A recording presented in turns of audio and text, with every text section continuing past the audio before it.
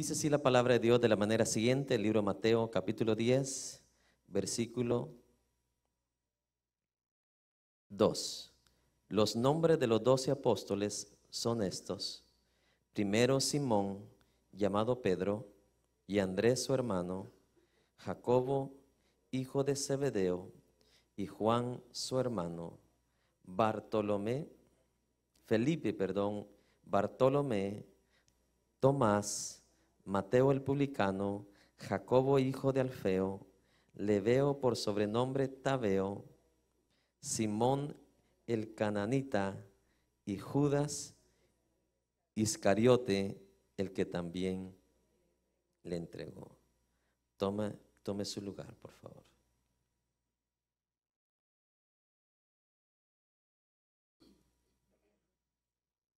Hoy vamos a estudiar primeramente al apóstol número 11 de Jesucristo, llamado Simón el cananista.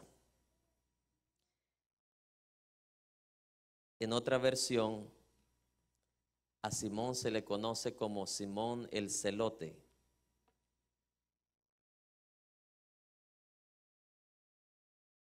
Y vamos a explicar por qué se le llamaba así.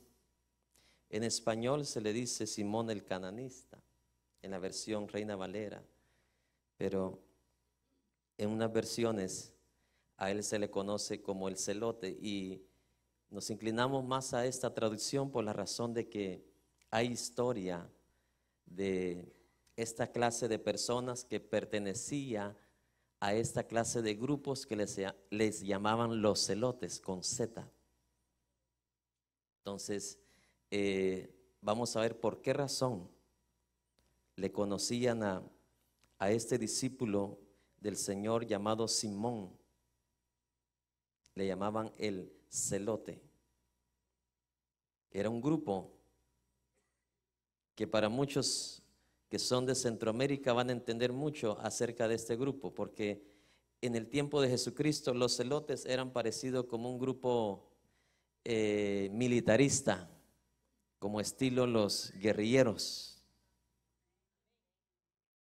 Cuando decían los celotes están allá, no eran los celotes que usted se come asados, era ese grupo armado, amén, compuesto de judíos que se habían unido aparentemente para hacerle frente a la usurpación romana. La historia de los celotes empieza desde cuando los griegos conquistaron, mi amado hermano. Desde ahí hay historia de este grupo militar para hacerle oposición a los griegos, pero en este caso, en los tiempos de Jesús, era para hacer oposición al imperio romano. Hay historia de este grupo desde el periodo de los macabeos, cuando los macabeos, cuyo líder era Judas Macabeos, se rebeló en contra de los conquistadores griegos. Durante el tiempo de Cristo había otro Judas, que no era el que entregó a Jesús, era otro Judas, quien era el líder de este grupo de los celotes. Entonces, podemos decir que entre los judíos habían 4 grupos predominantes. Entre ellos, uno de esos grupos eran los fariseos, los saduceos, los esseneos y en este caso, el número 4, los celotes. Jugaban gran parte en lo que era el pueblo judío. O sea, tenían bastante dominio, tenían autoridad, en otras palabras. Ellos pertenecían a este grupo llamado los celotes. En algunas ocasiones, estos grupos se dedicaban al terrorismo. Josefo, el historiador, habla de ellos y los denomina como sicarios por sus frecuentes asesinatos que ellos cometían. Amén. Este grupo de celotes desapareció en el año 72 después de Cristo, cuando Flavio Silva les hizo frente y los exterminó. Así que tiene una historia interesante este grupo militar llamado los celotes. Entonces, se cree que Simón, por la manera de que le llamaban Simón el celote, se cree que Simón perteneció a este grupo militar de judíos. Entonces, esto me ayuda a mí para entender de que Jesús, imagínense hasta los discípulos que escogió. No tenga pena si hay aquí alguien de Centroamérica, si usted fue guerrillero. Porque si Jesús tuvo un discípulo guerrillero, a quien Dios cambia, lo cambia. A quien Dios llama, lo llama. ¿Sí me entiende? Hay personas como el apóstol Pablo, que fue culpable de muchas muertes, de muchos asesinatos, pero cuando le llegó la luz de Jesús, se convirtió el hombre que más amor demostró al mundo perdido.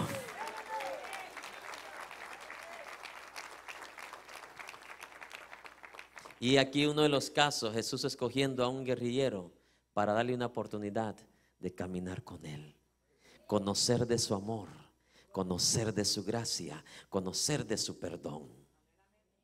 Dios da oportunidad ¿a quiénes? A todos, a los ricos, a los millonarios, a los pobres, a los libres, a los esclavos, a los sabios, a aquellos que tienen estudio, aquellos que no tienen ningún estudio, aquellos que viven en el área rural y aquellos que viven en el área urbana también. Dios da oportunidades a todos. Por eso es que nadie se va a poder quejar contra Dios y decirle no me diste esa oportunidad. Porque aún hasta para escoger sus discípulos, aquí vemos Jesús escogiendo a un guerrillero judío.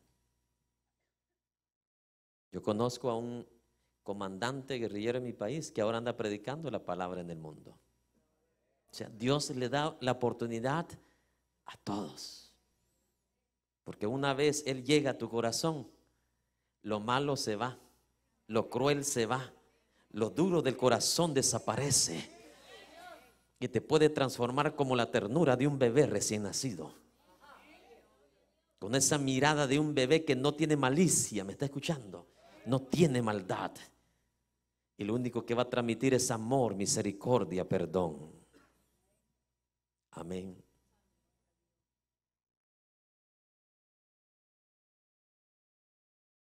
Este discípulo número 11 del Señor Jesucristo, Simón el celote o Simón el ¿qué? El cananista. Como algunos otros discípulos del Señor, pasa desapercibido, ¿verdad? En la historia no sabemos verdaderamente nada de él.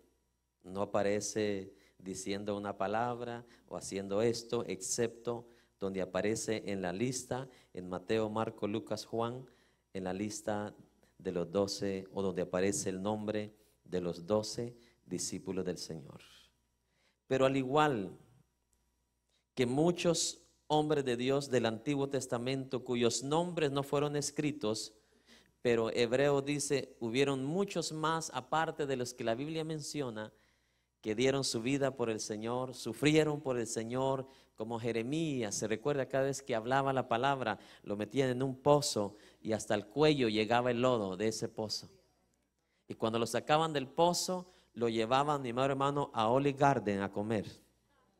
No, lo llevaban afuera del palacio. Y ahí lo dejaban afuera con un pan nada más y un vaso de agua diario.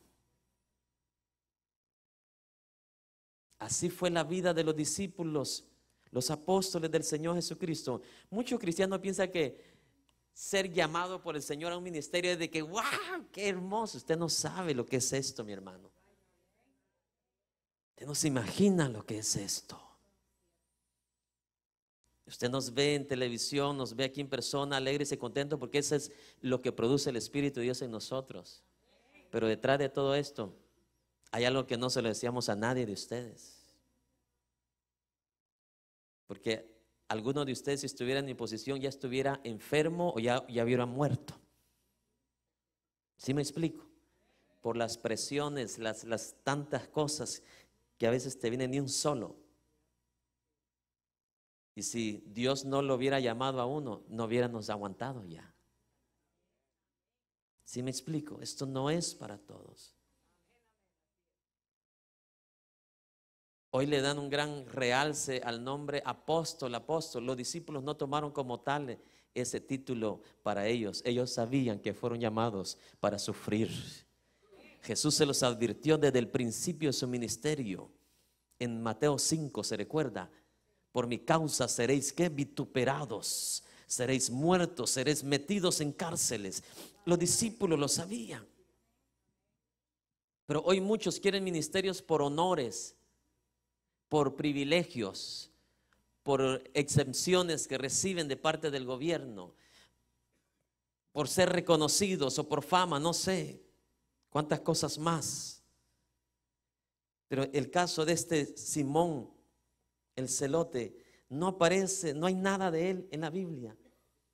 Pero estoy más que seguro que al igual que muchos hombres de Dios cuyos nombres no fueron registrados en la Biblia, pero yo sé que fueron hombres que hicieron la voluntad del Señor.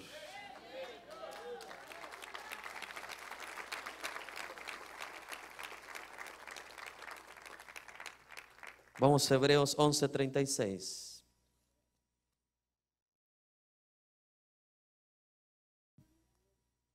Hebreos 11:36. Yo no pude aguantar leer este versículo, hermano. Yo terminé llorando.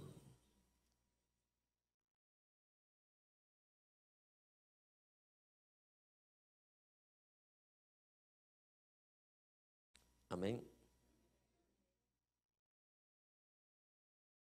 Verso 32. Capítulo 11 de Hebreos. 11:32. ¿Y qué más digo? Porque el tiempo me faltaría, dice Pablo, contando de Gedeón, de Barak, de Sansón, de Jefté, de David, así como de Samuel y de los profetas, que por fe conquistaron reinos, hicieron justicia, alcanzaron promesas, taparon bocas de leones, apagaron fuegos impetuosos, evitaron filo de espada, sacaron fuerza de debilidad, se hicieron fuertes en batallas, pusieron en fuga ejércitos extranjeros. Las mujeres recibieron sus muertos mediante resurrección, mas otros fueron ¿qué? Atormentados, no aceptando el rescate, a fin de obtener mejor resurrección. Otros experimentaron ¿qué? Vituperios y azotes, y más de esto, prisiones y ¿qué? Y cárceles. Fueron, ¿qué dice? Ver 37, apedreados, aserrados. ¿Sabe qué significa aserrados? Con una sierra los partieron en pedazos. Y de estos no está escrito en la Biblia, pero el Espíritu de Dios se lo reveló al escritor de Hebreos. Hay muchos hombres de Dios como este Simón el cananita, que no se habla de él, pero fueron hombres, héroes de Dios, valientes de Dios, que Dios los escogió de esa guerrilla de los celotes, pero que hicieron la voluntad del Señor. Fueron apedreados, aserrados, puestos a prueba, muertos a filo de espada, anduvieron de acá para allá, cubiertos de pieles de ovejas y de cabras. Nada que Macy ni Newman Marcus. Mire qué bienaventurado es usted, mi hermano. Imagínese cómo se mirara usted y yo vestidos de pieles de ovejas y de cabras aquí. No le da gracia a Dios por eso. Imagínese cuánto pesaba ese vestido, mi hermano.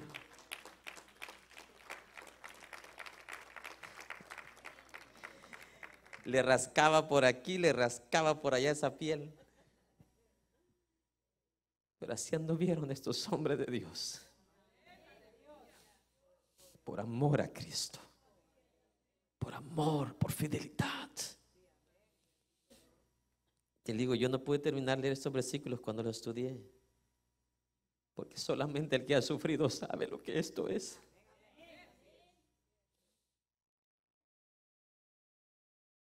Cubiertos de pieles de ovejas y de cabras.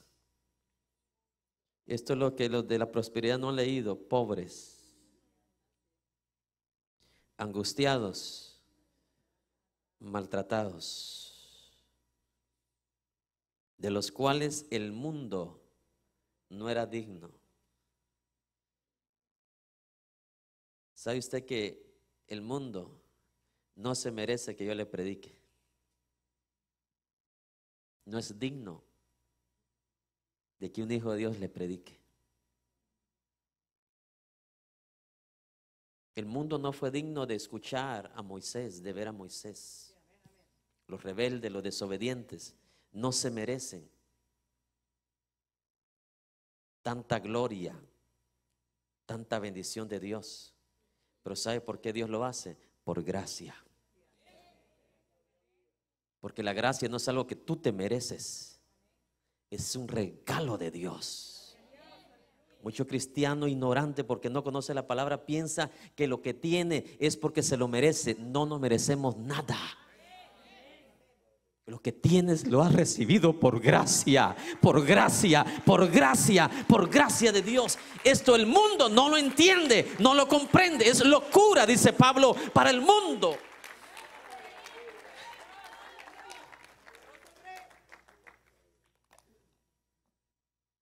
El mundo no entiende estas cosas porque están ciegos. No les ha amanecido, dice la palabra. Sus ojos están nublados. Tienen ojos pero no ven. Oyen pero no escuchan. Eso la Biblia los compara igual que los ídolos. Los ídolos tienen ojos pero no ven. El mundo mira físicamente, pero espiritualmente está ciego. Dice, de los cuales el mundo no era digno. Déjeme decirle, yo no era digno de que Jesús viniera aquí a la tierra a visitarme. Yo no era digno. ¿Qué me merecía yo? La muerte. ¿Por causa de qué? Por causa de mi pecado.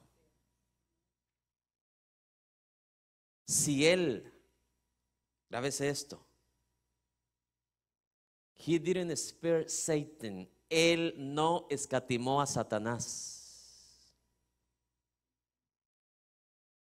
No escatimó a Adán y a Eva cuando pecaron. ¿Usted cree que yo estábamos exentos? No. No, mi hermano. La sentencia estaba sobre nuestra cabeza. Sentencia de muerte. Y es por eso que muchos todavía no han logrado, y ojalá usted esté vivo y yo estemos vivos cuando toquemos que explicar acerca de la gracia, para que entienda usted qué es gracia.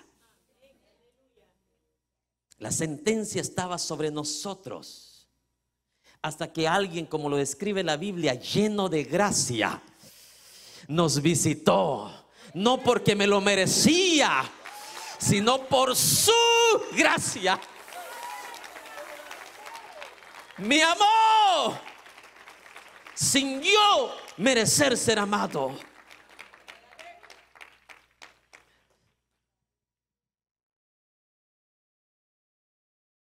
Dice, de los cuales el mundo no era digno,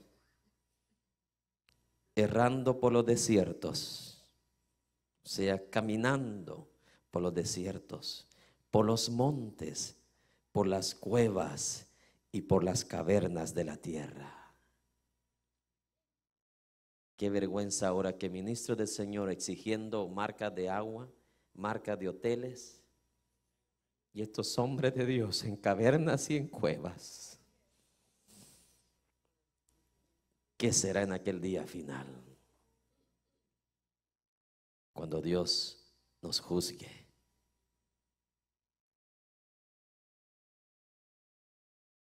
Mire, grábese esto. Cuando la trompeta suene, ahí va a haber un juicio para todos los cristianos. En menos de un segundo el Señor va a juzgar quién es de Él y quién no. Quien se va, quien desaparece, es cuyo juicio dijo: estás a mi mano derecha, obedeciste mi voz, mi palabra y mis mandamientos. Y está el otro juicio final, que es para los desobedientes rebeldes que se queden después del llamado de Dios a su iglesia al cielo. Y en ese juicio yo no quiero estar, y espero que usted tampoco, porque en ese juicio dice que la tierra y el cielo van a querer escapar y huir, no digamos los seres humanos. Los hombres, dice que le dirán a las peñas: aviéntense sobre nosotros, porque no queremos ver a ese que está en el trono. Porque ya no son los ojos de misericordia que se le miraron hace 2000 años y de amor. Dice, los ojos son como llamas de fuego, listos para enjuiciar y listos para condenar.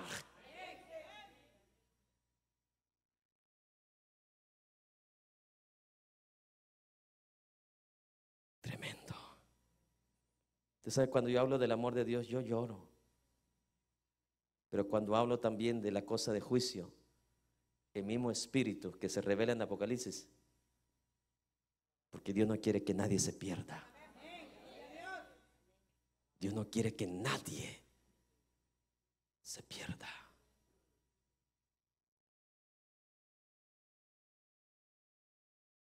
Así fue la vida de este Simón. No buscó un predominio, no buscó que su nombre apareciera en cada capítulo de la Biblia, pero cumplió el propósito de Jesús. ¿Me está escuchando? Tantas enseñanzas que nos enseña cada uno de los apóstoles del Señor. No, yo quiero ser el primero. Simón no prefirió eso. Simplemente él hizo lo que Dios le mandó a hacer, lo que Dios le llamó a hacer. Y aunque su nombre no apareció en ninguna revista, en ningún libro, ya en Apocalipsis vemos el nombre de Simón, el guerrillero, en uno de los postes de las columnas de la gran ciudad. ¿Cómo le parece a usted eso?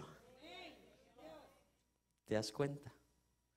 No tienes que ser una persona reconocida o sobresaliente para ser salvo.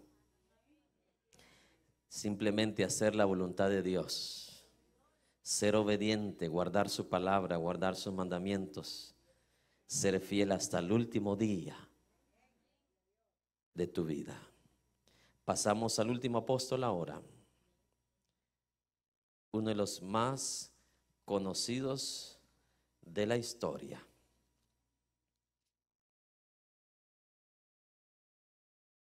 Versículo 4. Y Judas Iscariote, y especifica, el que también le entregó. Amén. ¿Sabe que Judas, antes de entregar a Jesús, Judas era un nombre muy común, muy usado entre los padres judíos para ponerle a sus hijos? Yo no sé, ¿alguien de ustedes le ha puesto a su hijo Judas? Nadie, ¿verdad? Pero antes de que Judas se entregara al maestro, Judas era un nombre común como el de José, como el de María, como el de cualquier nombre que se le pueda venir a usted. Era muy común. Hay dos traducciones para el nombre de Judas. Una es Jehová dirige y el otro es alguien que es objeto de alabanza o reconocimiento. Y luego está el otro nombre que dice Judas, ¿qué? Iscariote. Iscariote significa un hombre que es de Keriot, con K, perdón. Keriot era una pequeña ciudad en Judea, aproximadamente unas 23 millas al sur de Jerusalén y 7 millas de Hebrón. Estaba más cerquita de Hebrón. Usted lee Hebrón en varias historias de la Biblia del Antiguo Testamento.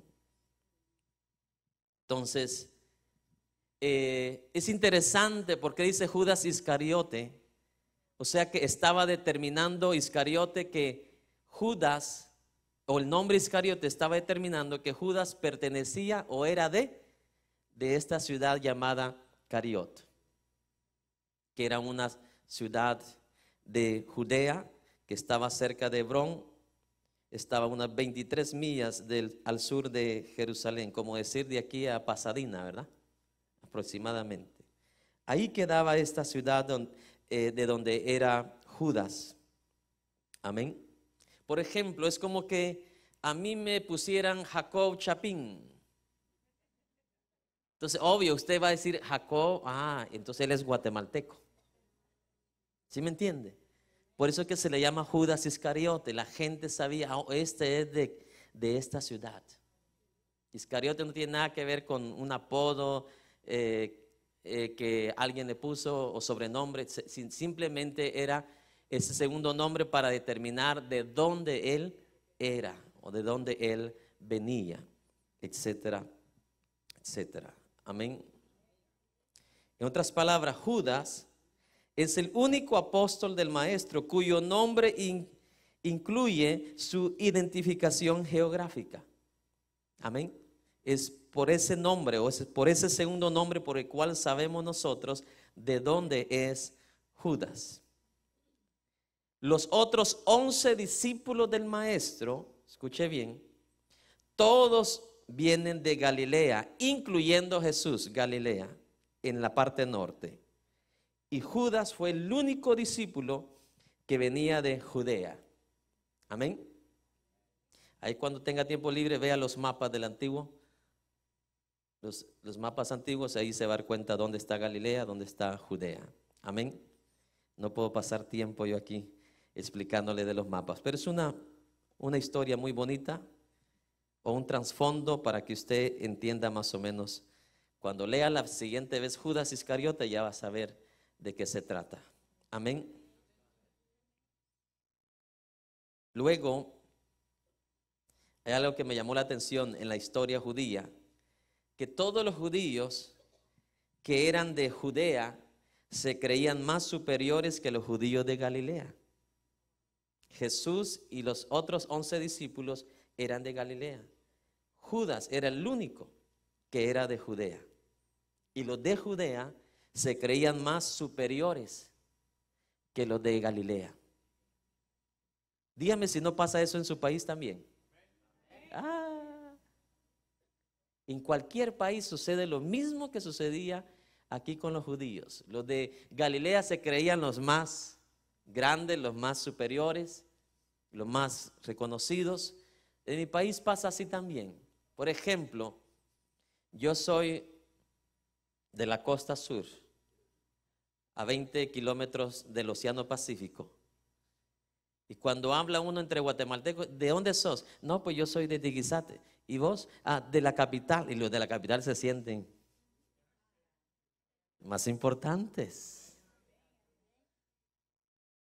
Es la verdad. Yo me imagino que entre los mexicanos igual. ¿De dónde es usted? Yo soy de allá de cerquita de Chiapas. Y usted de Monterrey. Y los de Monterrey se creen como que están en la cúspide. No se preocupen, no es el único país que le pasa eso. A los judíos les pasaba eso también. No es justo porque ya cuando uno conoce a Dios no hay diferencia. Cuando usted tiene el Espíritu de Dios, usted no hace diferencia de nacionalidades. Si usted es soltero, soltera, y si usted tiene a Dios en su corazón, usted no le está pidiendo a Dios, Señor, dame un mexicano porque yo soy mexicana. Espero que usted no esté haciendo eso. ¿Sí me explico? Porque en Dios, que dice, ya no hay judío, ya no hay griego, ya no hay libre, ya no hay esclavo.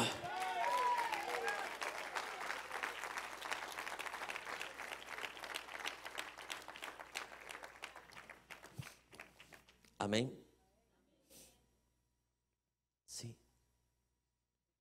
Cuando yo era soltero, me decían algunos pastores, pedile una chapina. Digo, no. Aún si una de la China me da, si es de Dios, con esa me caso. Porque es la voluntad de Dios.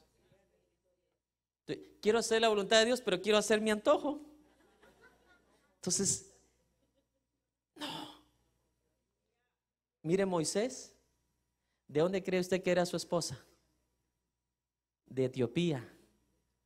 Si yo soy moreno, imagínese. Y a Moisés no le importó, porque era la voluntad de Dios. La voluntad de Dios. Porque en Dios ya no hay ¿qué? Diferencias de raza, nacionalidad, color, estatura, color de ojos, color de cabello y muchos por no conocer la palabra, yo tengo que ser pelirrubia como de lugar.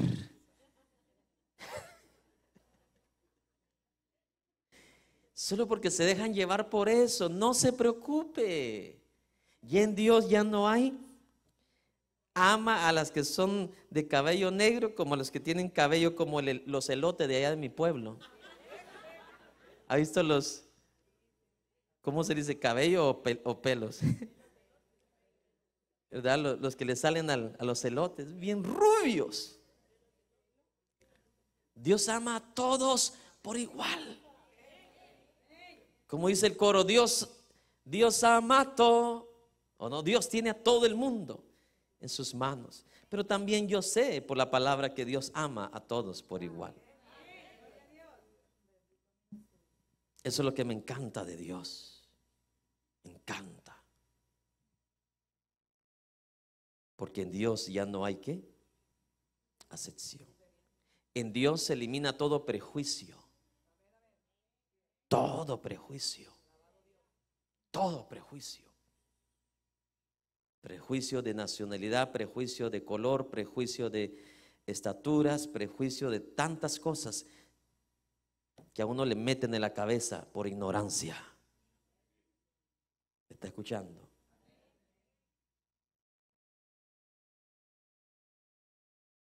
Bendito sea Dios.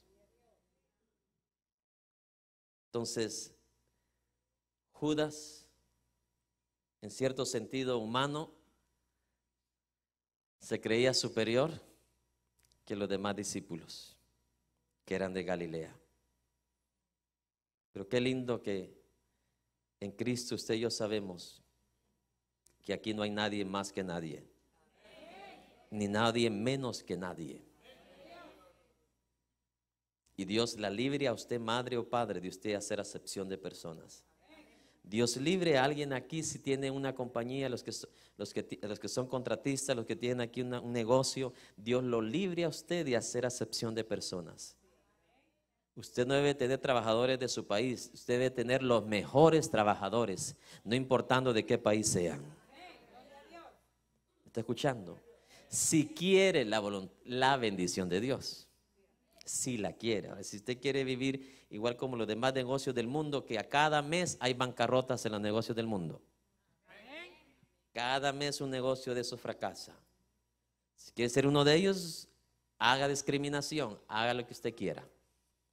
Pero si usted quiere asegurar la bendición de Dios en su negocio, no haga discriminación. Va a estar con usted el que trabaje, el que sea fiel, el que sea puntual. ¿Me está escuchando?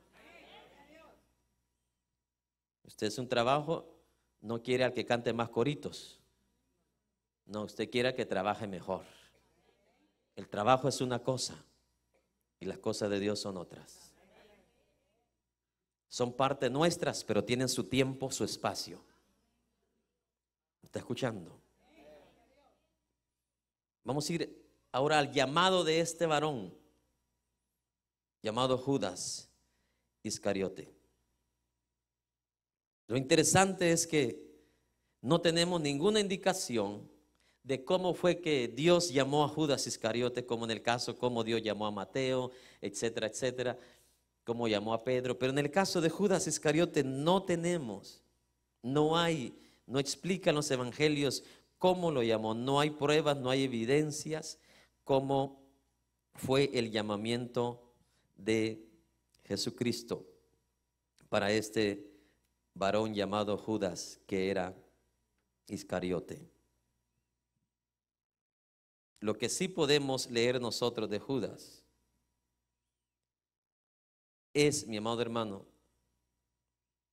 de que Jesucristo, aún habiéndolo escogido, él sabía que él lo iba ¿a qué? A entregar. Vamos a Juan 6.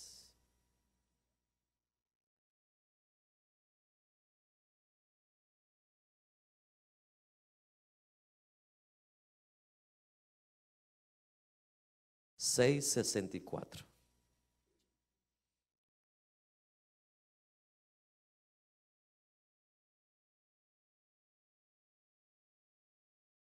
$6.64 dice: pero hay algunos de vosotros que no creen, porque Jesús sabía desde el principio quiénes eran los que no creían y quiénes le había de qué, de entregar. Amén. Vamos al 70, verso 70. Jesús le respondió: ¿no os he escogido yo a vosotros los 12? ¿Quién escogió a los 12? Jesús. Y uno de vosotros es el diablo.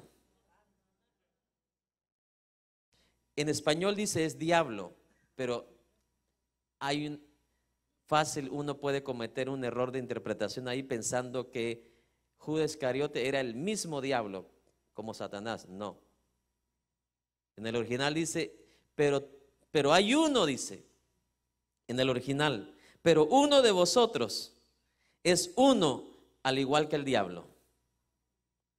¿Sí me explico? Hay una gran diferencia. Porque una persona puede ser lo más pecaminosa, pero esa persona no es el diablo. El diablo es quien lo ocasionó a ser así. Entonces, es lo que le dice Jesús: tú eres, o este es como uno igual que Satanás, malvado, engañoso, traicionero. Y uno de vosotros es como un diablo. Pero no le dice, eres el mismo diablo. Y uno de vosotros es como un diablo. En inglés dice, y uno de vosotros es un diablo. Como le decía la madre a los niños antes, ¿verdad? Pareces un demonio.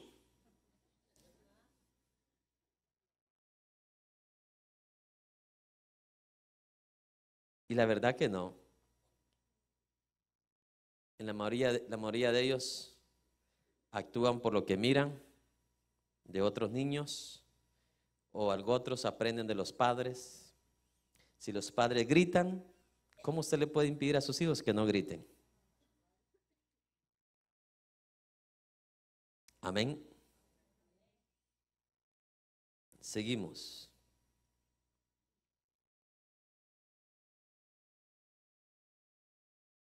¿Cómo sabía Jesús quién le iba a entregar? Lo sabemos porque Jesús era Dios también, ¿verdad?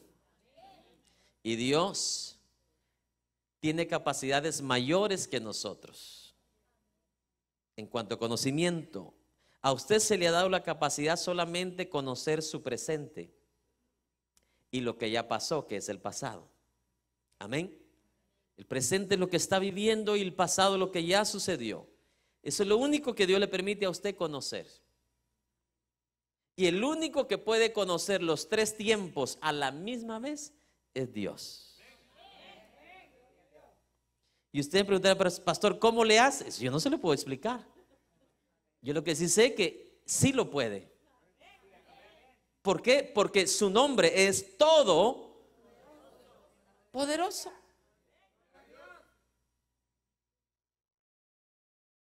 Por eso es que, hermanos, nos conviene servir a este Dios. Si yo me admiro siendo un ser así limitado, imagínense cuando nuestro cuerpo sea vestido de gloria y podemos estar donde Él está. Dios tener la capacidad de conocer el futuro. Y tenga cuidado, porque muchos han malinterpretado esto, de que como Dios tiene la capacidad de conocer el futuro, piensa que Dios manipula tu voluntad. No. El que tenga Dios la capacidad de conocer el futuro no quiere decir que Dios manipula tu voluntad. Cuando escucharon una enseñanza que por la gracia de Dios dimos acá, Dios no controla tu voluntad, tú la controlas. Ahí está en YouTube. Dios conoce el futuro porque Él es Dios todopoderoso, un Dios ilimitado, pero no tiene nada que ver en las cosas que usted hace de maldad. ¿Me está escuchando? Dice la Biblia que nosotros lo hacemos por vuestras propias, ¿qué? Concupiscencias. O sea que si Judas traicionó es porque él lo quiso traicionar. Pero como Dios es Dios y lo sabe todo, Él sí sabía que iba a haber un nombre, pero Dios no da el nombre. ¿Se da cuenta? Y vamos a explicar al rato por qué razones. David, antes de que Jesús viniera a esta tierra, profetizó la traición de Judas. ¿Quieres saber dónde se encuentra? Salmos 41:9.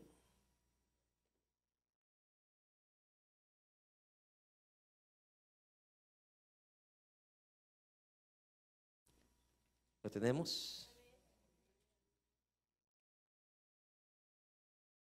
Aún el hombre de mi paz, en quien yo confiaba. 41:9 de Salmos. Aún el hombre de mi paz, en quien yo confiaba, el que de mi pan comía, alzó contra mí el calcañar. Si no le convence eso, vamos al capítulo 55 de Salmos.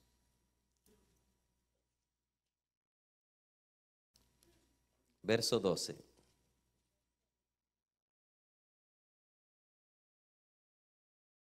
Porque no me afrentó un enemigo, lo cual habría soportado, ni se alzó contra mí el que me aborrecía, porque me hubiera ocultado de él. Sino tú, hombre, al parecer íntimo mío, mi guía y mi familiar, que juntos comunicábamos dulcemente los secretos y andábamos en amistad en la casa de Dios. Vamos al verso 20 de ese mismo capítulo. Extendió el inicuo sus manos contra los que estaban en paz con él. Violó su pacto. Ahora vamos a Juan 13:18. Para que vea que ahí Jesús dice, para que se cumpla la escritura que habló ¿quién?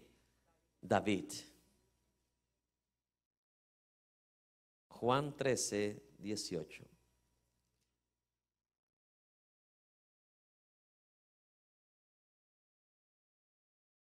¿Lo tenemos?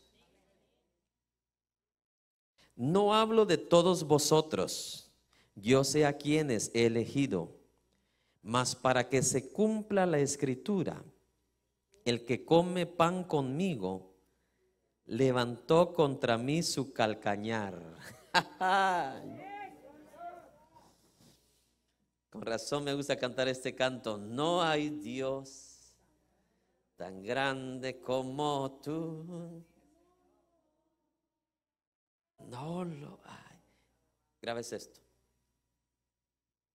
Dios en su infinito conocimiento, aunque Judas no había nacido todavía, porque estamos hablando un poquito más de 1000 años, cuando David dio esa profecía por el Espíritu Santo. Judas no había nacido. Y Dios ya sabía que iba a nacer. Y lo iba a traicionar. No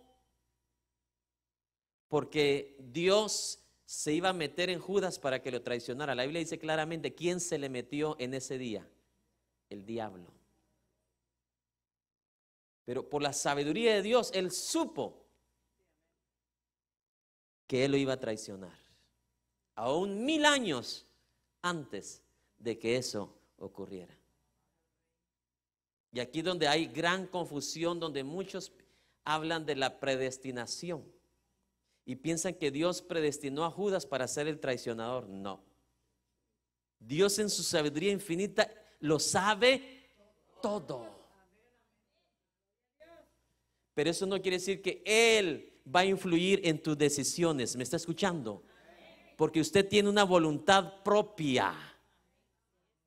Si su voluntad no fuera propia, entonces usted no fuera creación de Dios, usted fuera robot de Dios.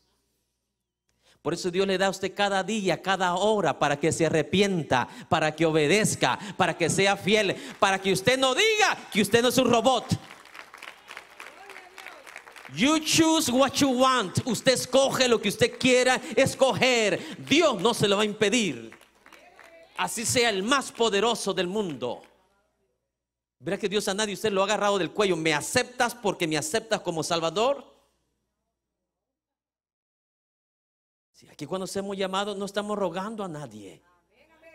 Porque la entrada al cielo no es, mi amado hermano, rogando a nadie.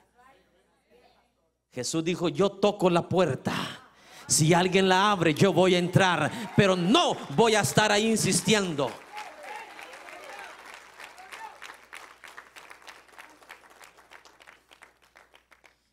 Mira, dice, qué irónico. Jesús recibió todos los golpes, los martillazos, recibió la injuria, recibió, mi amado hermano, todo el dolor. Y ahora el hombre se siente orgulloso y nah.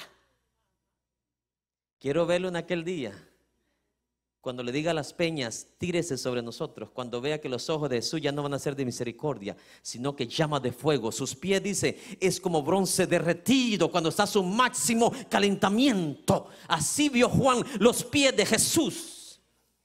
Ya no vio los pies de cordero.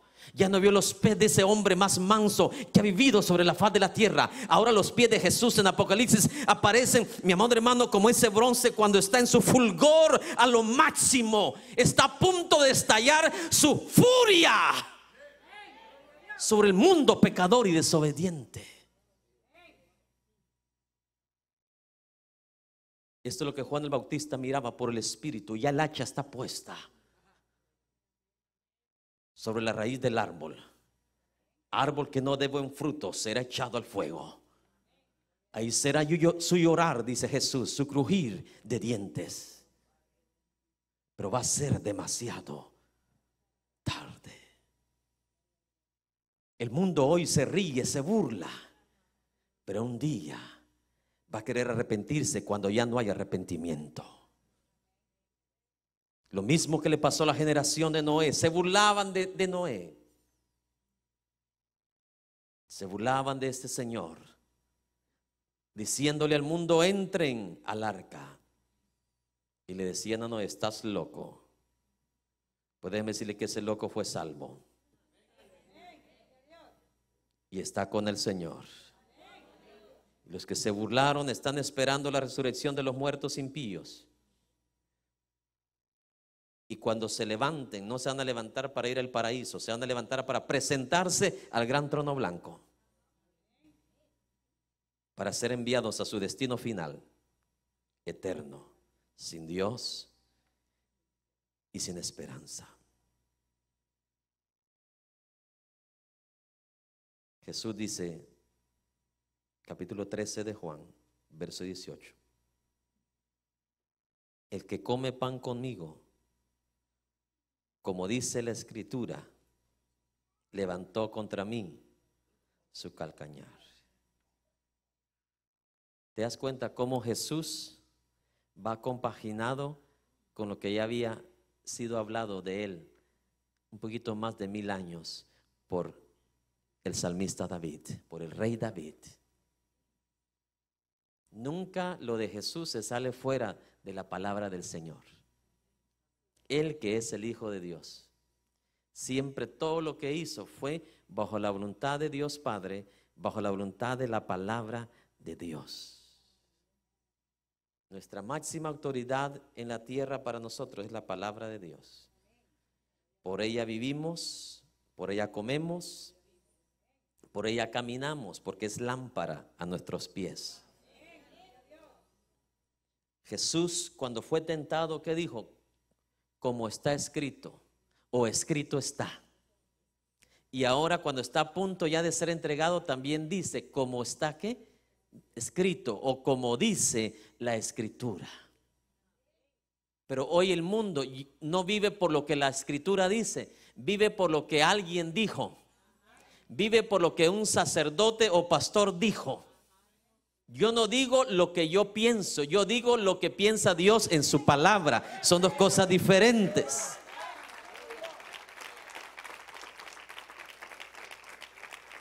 Las religiones falsas están basadas, cuyos principios no están basadas en lo que dice la Escritura, sino en lo que dijo alguien.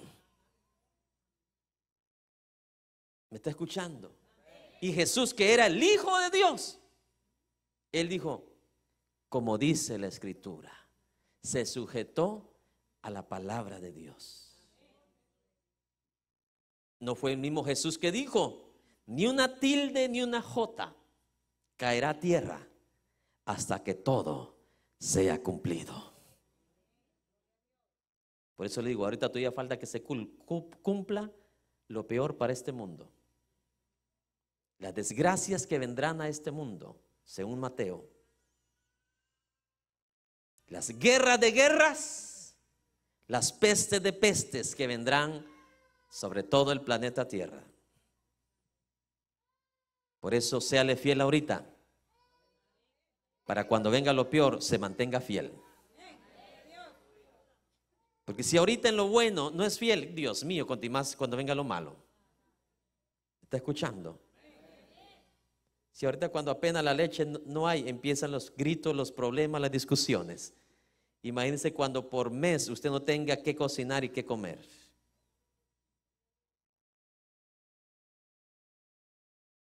Tendrá dos opciones, o hacer como el salmista dijo, alzaré mis ojos a los montes. ¿De dónde vendrá mi socorro? Y Dios, así como le envió a Elías cuervos, así va a proveerle sobrenaturalmente. Estoy hablando sobrenatural. Lo hizo con Elías. ¿Con quién más lo hizo? Moisés le envió maná del cielo. Si el de aquí se acaba, hay en el cielo.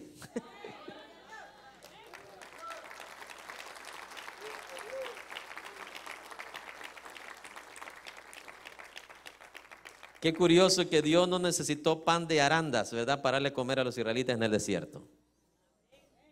Usó pan del cielo para demostrarte que no solo de pan vivirá el hombre, sino de toda palabra que sale de la boca de Dios.